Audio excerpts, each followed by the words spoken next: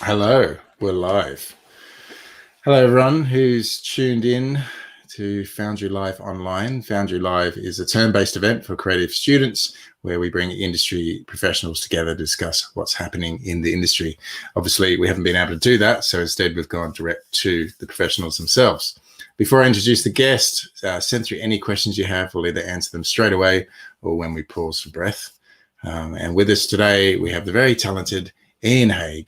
Ian is a motion graphics and video expert, director, writer, animator, and many other creative things. He works predominantly through his Sydney studio Ketchup that he co-founded with his wife in 2009, but he's also very well known for his tutorial videos.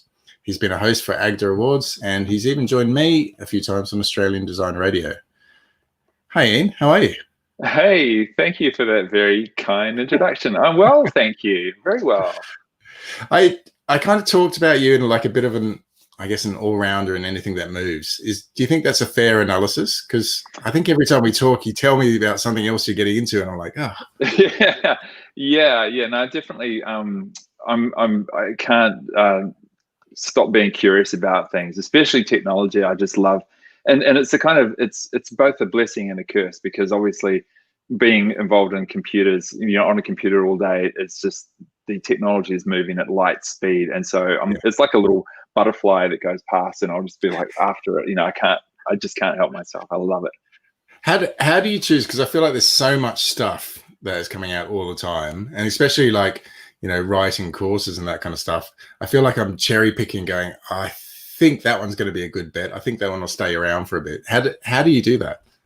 It's an absolute mystery. It is so difficult to know. It's like going to an ice cream shop and there's just like thousands of flavors of ice cream, and someone saying pick one, and you just can't. And it's actually a problem. There's this term that computer programs have called yak shaving, and it's just kind of when you start out on one problem, and then you sort of go, oh, it'd be nice if I had something to solve that with. And then you sort of move on to another one. And before you know it, you've gone 7 or 8 steps away from what you were originally trying to do. And you have to come back up out of the rabbit hole just to remember what you're trying to achieve in the first place. And you've got to be disciplined. But in terms of choosing a framework or anything like that, like building a website or whatever, that's I just kind of tend to go with whatever is feeling like it's got the most energy, because I have pursued things in the past, and you invest all this time in it, and then the developer goes, I've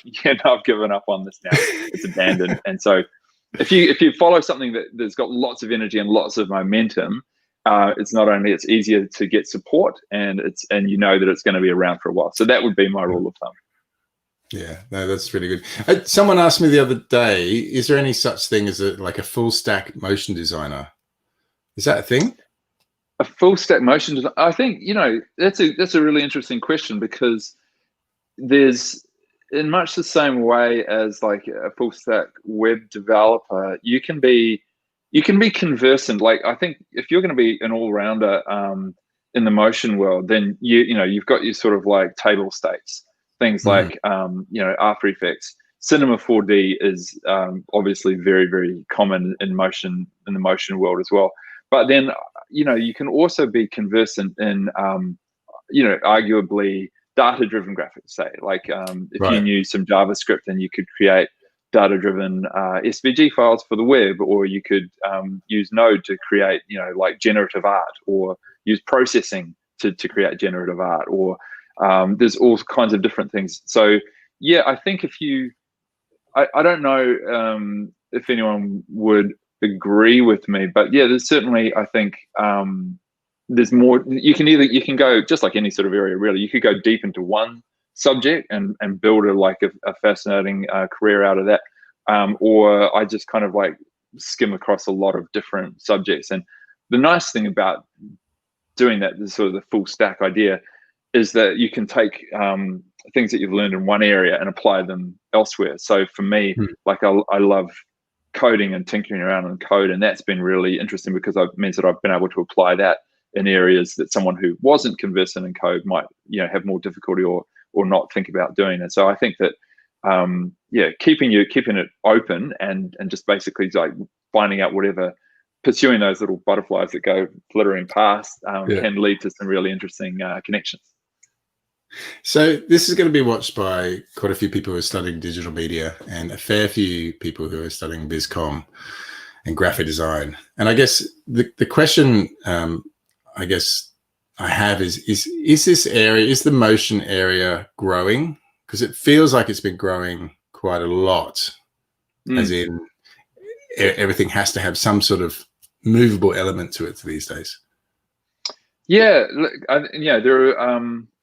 I feel like in the motion world, there are people who are way closer to it than I am. But from where I stand, it certainly seems as though it's growing just so fast and so much.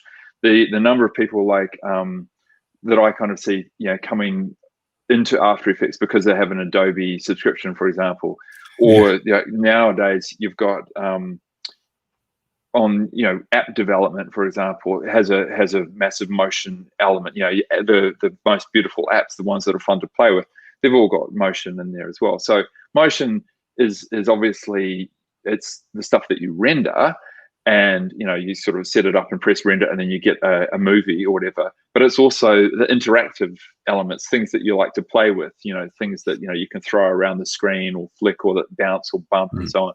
And so the world of, obviously it's kind of hard to believe, but the iPhone has really only been around for about, I think, 12 years or something like that. And it's only sort of getting more sophisticated what you can do with it. And other technologies are coming online, like augmented reality is becoming more ubiquitous. The iPhone 12 has got like more amazing sort of AR kind of features and so on. And so, I can only sort of see the world of motion is going to continue to expand. And it seems to me to be growing all the time. So, I mean, that's a whole, we just talked about before, like the butterfly, and I guess we were referring to like software and tools and that kind of stuff. But I guess you need to be keeping an eye on the hardware that's coming out, because that's going to change the landscape dramatically as well, isn't it?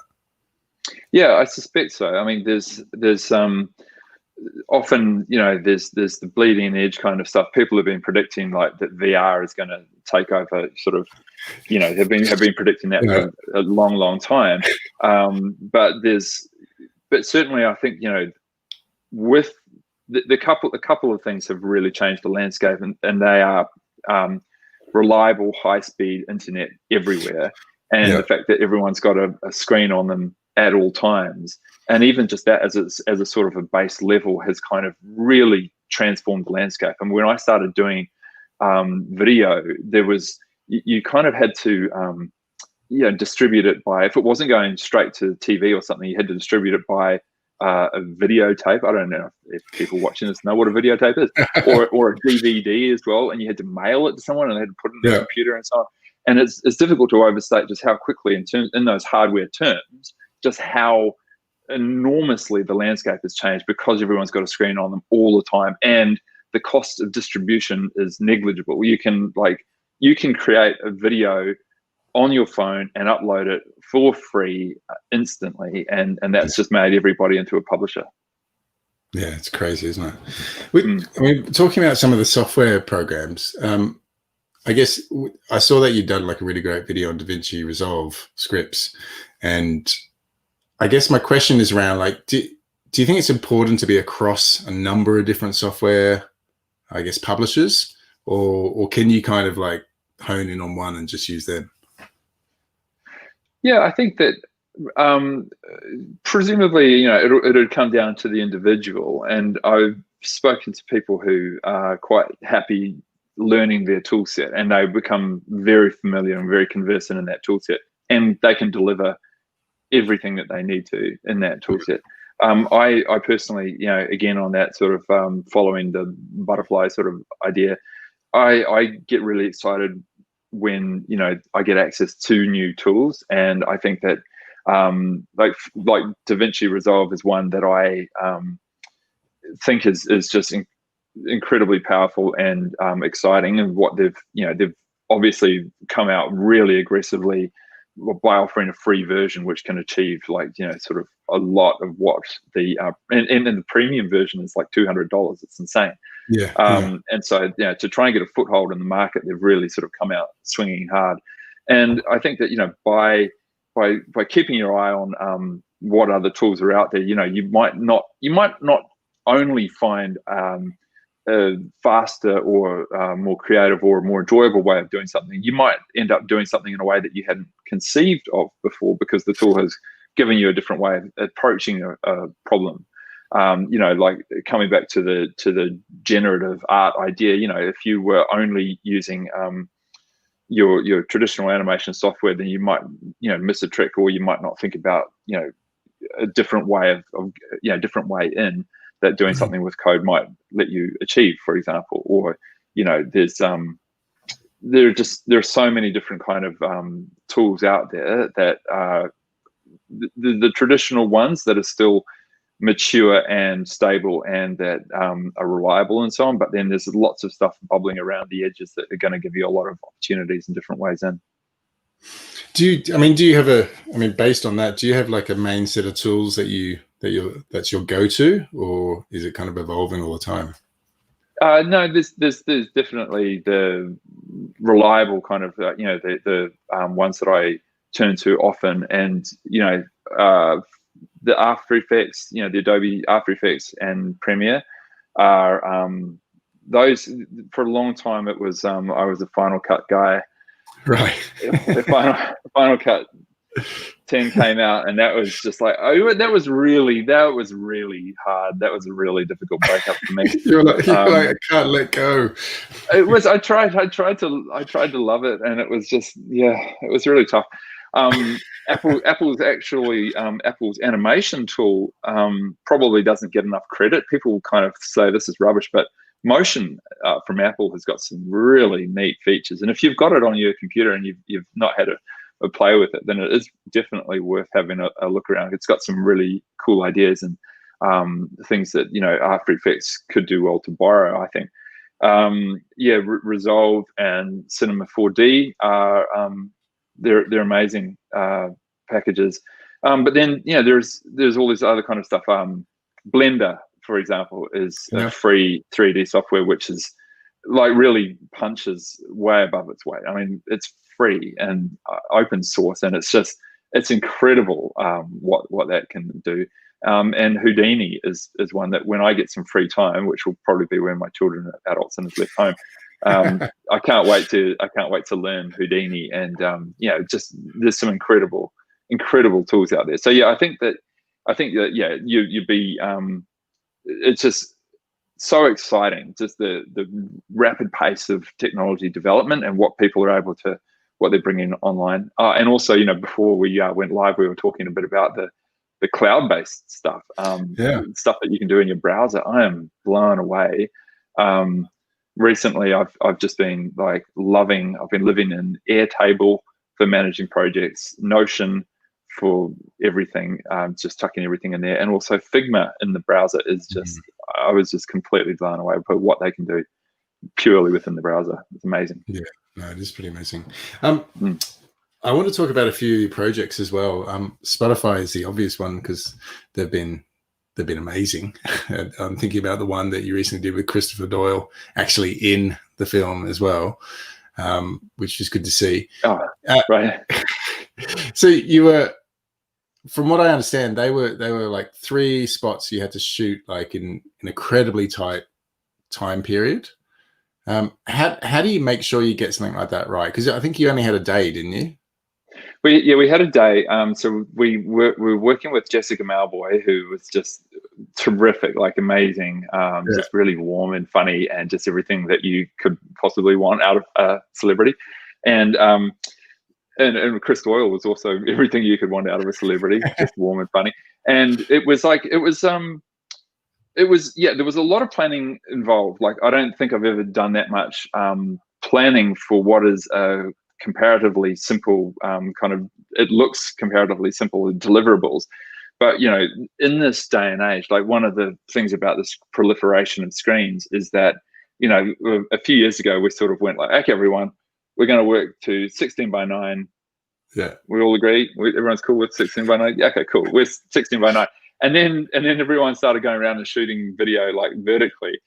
And suddenly we need to make vertical videos. We need to make 5x4 videos, 4x5 videos. We need to make square videos and landscape videos. And so there's this like it's a bit like when web browsers suddenly went online, and suddenly you needed this whole new architecture for publishing websites and making sure that they were going to look good across a variety of screens. And so with this particular job, we had to whatever we shot had to make sure that it was going to work in a vertical format. And so that meant like shooting at a high enough resolution, because we didn't want to shoot it twice. We didn't want to have to rotate the camera. So it was just shooting in a high enough resolution that we were going to be able to like crop off the edges, and we're still going to have enough vertical resolution, which meant very carefully kind of like making sure, because we had two talent, Chris and Jess, kind of coming in on the screen, making sure that we were going to have enough enough space for them, but also timing wise, just making sure every single shot, like making sure there was enough wiggle room that we were going to be able to sort of lengthen some shots or condense other shots and make sure that it was all going to work. And so that involved, like, first of all, there was the the scripting kind of stuff, having to read through and just checking it for time, and then like sketching out storyboards, and then making an animatic. So getting the music happening, getting the all of your sketches sort of thing, and then putting the voiceover to those sketches, and then putting it all together, and that becomes your kind of like master goal. Like, okay, we know it's going to work time wise, right? And we know that that's going to be our template, and then we have to just do take after take after take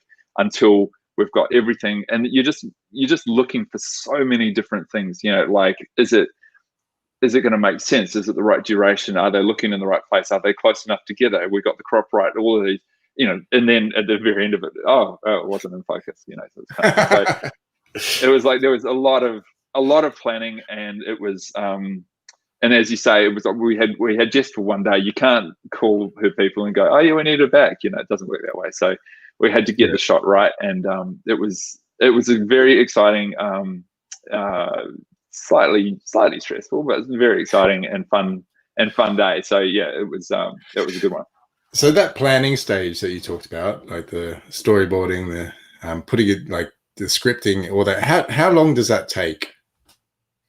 In that instance, I think there was probably from scripting and storyboarding. So Chris and the team came fully prepared with the scripts, I think, on that one. And so from my point of view, there was a little bit of crafting just to sort of make the scripts work, because obviously they didn't until I saw them, and then basically sort of getting them into that storyboard form. That process was really interesting kind of thing, because then you're really starting to think about like what's going to make sense to the viewer. I think that it probably took probably 2 or 3 days to really get those and get that, and then record the VOs and get all that kind of working, but with sort of revisions and amends and so on. It was sort of a little bit longer than you might think, because when you're looking at it, it all seems quite simple, but there was a lot of thought that went into it. So there's another job that I wanted to bring up, which was the Opera Australia shorts that you did, which if anyone hasn't seen, they're really funny and they're really clever. And what I found interesting about this is like none of those people were actors, but you only had 3 days, I think, to work on that one, but you managed to kind of get that to work. So how was that?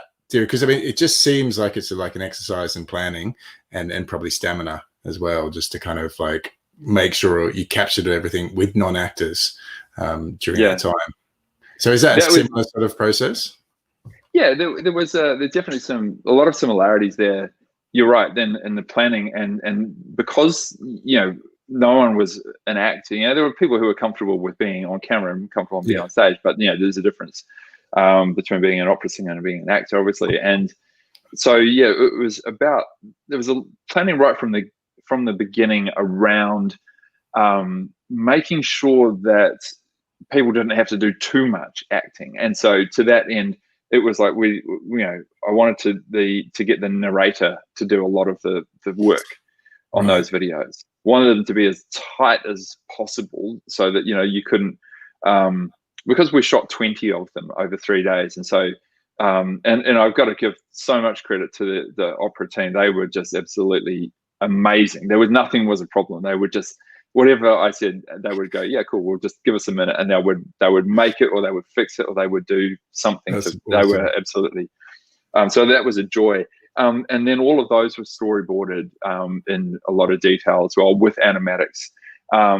Those ones didn't have to be a particular duration. Like the Spotify ones had to be, 15 seconds, because they're going to go, into some sort of digital platform. But these ones, I think, predominantly on YouTube, or perhaps, maybe Instagram, but they didn't need to be a certain fixed duration, which made it slightly easier.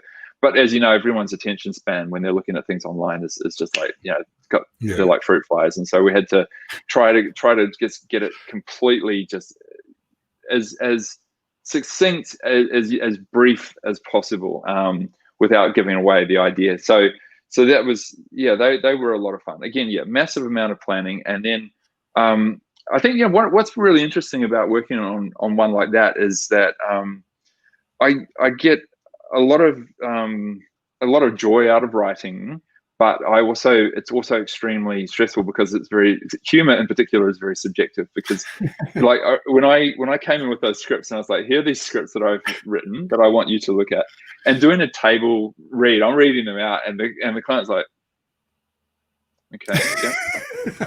And it's just like, it's my opinion against your. It's like, I think these are funny, and they're just like, they're not funny.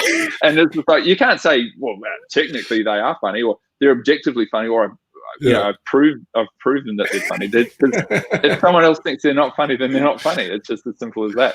So that was really, it's a massive challenge. Getting out. It's like any creative pursuit. You're bearing your soul to some extent, right? Because there's always going to be an element of subjectivity. You're sort of saying like, this is what I think is good. And you can rationalize it, and you can say, we did a focus group and they chose this shade of blue. But ultimately you're kind of saying like, I took what you wanted, and this is what I think you need. And, if they disagree with you, that can be a challenge. That can hurt. There's because you brought up the writing there, and I think you're a wonderful writer. And another Spotify one that I think you did with Christopher Dolenko was the I gotta remember it is the Rap 2018 stuff. Oh yeah, it's like the headlines. I wanted to ask how, because I really enjoyed those when they came out. How did you write those? Is it like a workshop, right? We're gonna write funny lines today, or is it kind of like just letting it kind of sit in the back of your head, and when things come to you, like note it down? That was a bit of a dream. That was a bit of a dream job. So Chris invited me to go. He got the sort of brief, and that was like, now Spotify is like, they've been Spotify's kind of Australian agency for like the last few years, and they've done amazing stuff. But and when that very first brief came in, and he invited me to come and help him write some headlines, and it was like we sort of couldn't believe that we were getting paid to just write jokes about music. It was like, this is amazing. This is like, oh yeah. And it was interesting, because we sort of both found out that Chris wanted to sort of like sit down and just like bounce ideas off each other.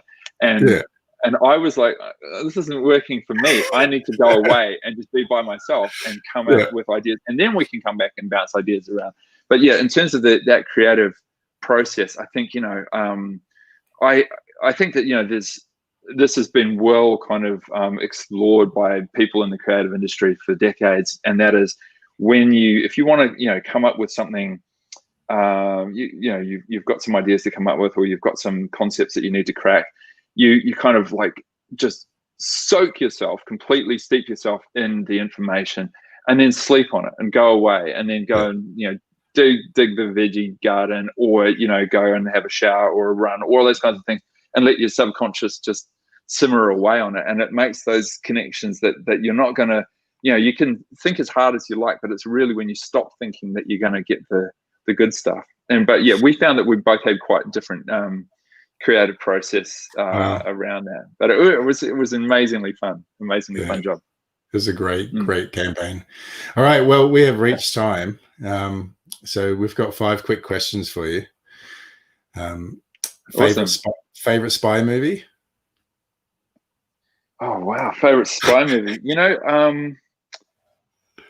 ah, that's a really good question. I think you know, I do like the Bourne Identity films. Yeah. They're cool. Yeah, he's cool. He's a good spy. Good spy. The first thing you do in the morning. It's embarrassing, but the first thing I do in the morning is look at my phone.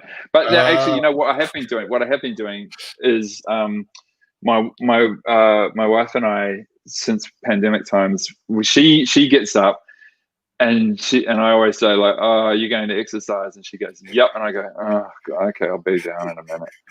And she's basically like, if it wasn't for her, I would just be. She's kind of got that like she's got all the motivation, and I think if I want to stay in this marriage, then I should go and exercise with her. So that's the second thing technically, but yeah. Coffee or tea? Coffee for sure. Coffee in the morning and tea in the arvo. It's pretty much. What's the best tip for working from Just home? Before we go on the coffee, this thing has changed my life. But for Father's Day, my wife and my girls gave me a Paulex hand grinder, and it is just, the coffee tastes so good. So that with an AeroPress is just like, it's changed my life. It's amazing. So yeah, please proceed. The best tip for working from home? Yeah, again, I would say exercise. I mean, that's such a boring kind of answer, but it has really made me so much happier. I think like it's really got me through the whole lockdown thing. I've got 2 kids, and it's got me through some tough times. Yeah, just getting up and sort of sweating for half an hour in the morning, and it set me up throughout the day. And just if I do it first thing in the morning, then I think if everything else goes wrong, at least I did that. So yeah, exercise. That's a terrible answer, but it's true. No, it's a good one. It's really good. Okay, okay, cool. Last question is a bit left field, but just go with it. What would your stage name be if you were a Broadway star?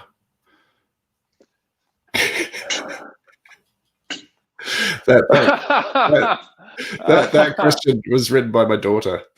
Oh, okay. I was like, I think Ian would probably go for it. Fifi L'amour. That's brilliant. So thank you so much for spending some time with us. If people want to find out some more about you and the studio and what you're doing, where should they go?